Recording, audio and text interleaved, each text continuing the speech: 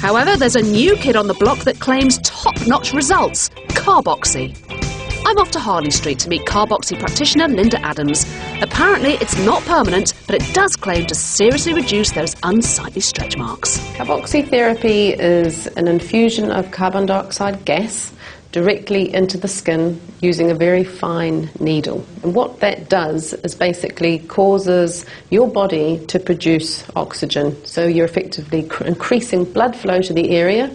So lots of new oxygen, lots of nutrients to the skin. So you're improving the texture, the tone, the firmness, and also improve the colour of the area.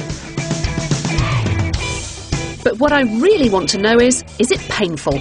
And only one person can answer that, Linda's next patient, 30-year-old business consultant, Veronica. She's halfway through her course of treatments. Tell me the truth, does it hurt? No pain, no gain. So I would say that hurt a little bit. It hurts. Well, here goes. The first needle pricks the skin and the gas is released. The needle barely goes in at all, it's the gas that just goes under the skin and bubbles it up. Is it a bit like a bee sting? Bee sting, yeah, I'll describe it that way. Lots of bee stings? Yeah. You can see how we're getting some nice redness to the area. Yeah. We're increasing blood flow at this point. These treatments cost about £100 per session, and as they're not permanent, ongoing top-ups could prove rather expensive. If I knew that treatment was permanent, definitely, stretch marks gone forever, I would absolutely have it done. But the thing is, put a bit of weight on, have a baby, whatever, new stretch mark, you start all over again. And for me, for the sake of, what looked like 100 injections, I'd rather wear big pants. So unfortunately, the effects won't last forever and the price tag isn't cheap. So it's back to exercise for that perfect body. But I am sick of the gym. Check this out. I think I'm turning into G.I. Jane, which is not the look I'm going for. What else is out there that will get me trim, taut and terrific? I want a body that's lean and sculpted like Cameron Diaz and Demi Moore. So join me later when I road test one of their favourite activities, surfing.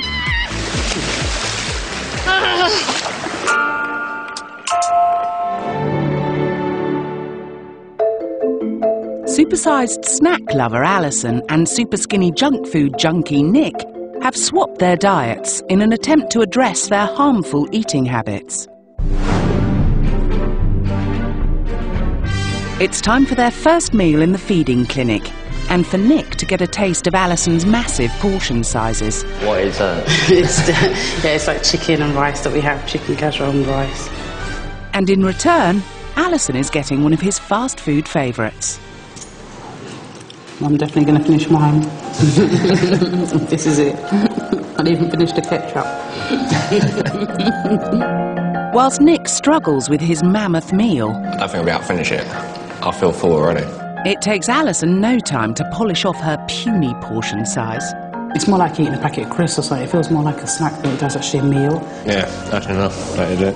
It even sticks out. Look. I think mine sticks out because I finished that. Nick stretched his stomach to the absolute limit. But later that night, there's even more of Alison's food on the menu. Her bedtime snacks of crisps and biscuits. My mind tells me that I need to have a pudding for my dinner or something. And yeah, so I just feel like I just need something before I go to bed. I feel bloated, full. I feel like I could go upstairs, lay down and not move for another hour. At lunch the next day, Alison is confronted with a snack-sized taste of her own medicine. It doesn't look very appetising, does it? Seriously. Is that my lunch? I feel proper out of body now getting there. Wow. Alison is no stranger to crisps and chocolate. When I have my lunch, I do have that with my lunch. But eating them in isolation is making her view her snacking in a new light. But just on its own, it just doesn't feel good. It's just rubbish food, it's just rubbish. It just makes you feel rubbish, but you don't realise when you're eating it with a sandwich how it makes you feel, but I just feel crap.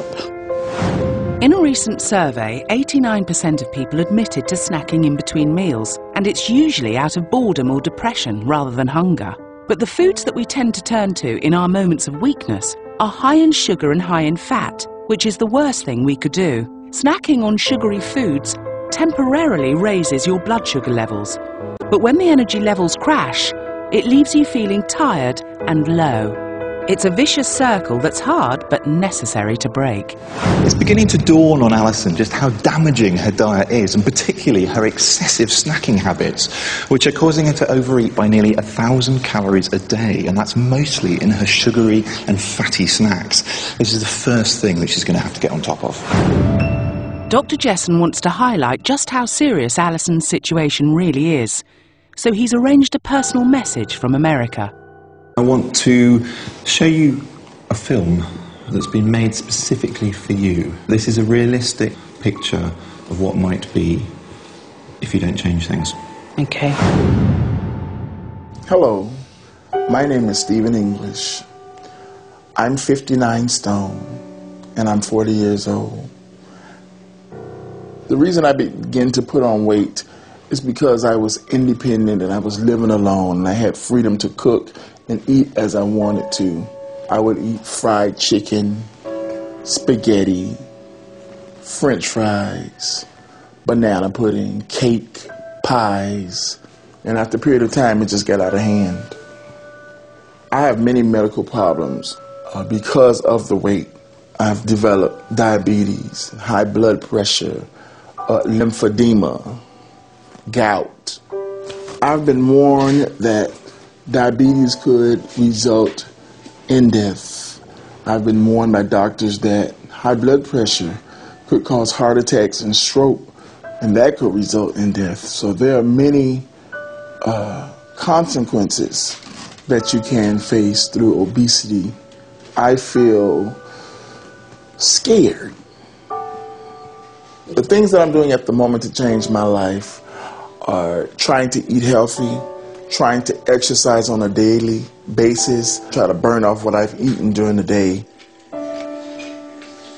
If you are in danger of obesity, a message from me, just try to eat healthy, try to exercise, have high confidence and self-esteem in yourself, think positive.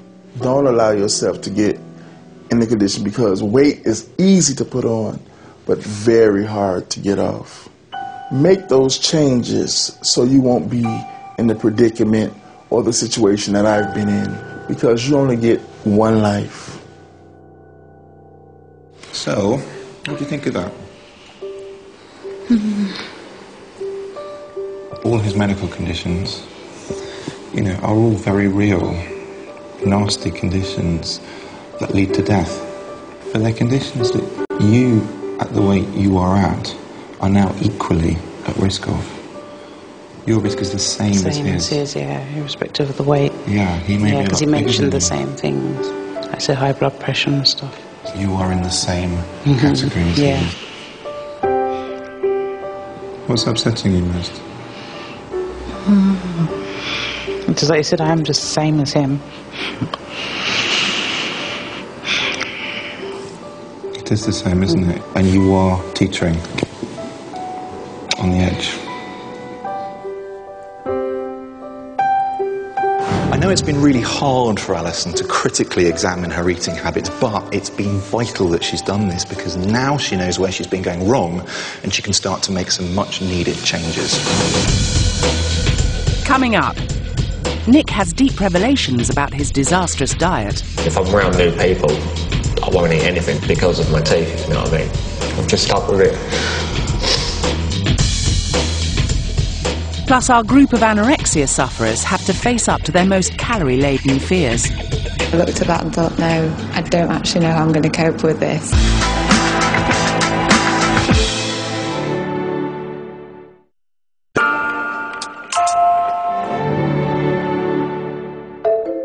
Superskinny quick fix Nick and supersized snacker Alison have swapped diets in a mission to break their bad eating habits.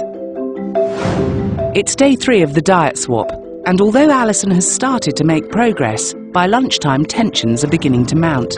With no proper meal for 3 days, Alison is famished. She's preparing a jacket potato for Nick, but her first meal of the day is a solitary cup of coffee.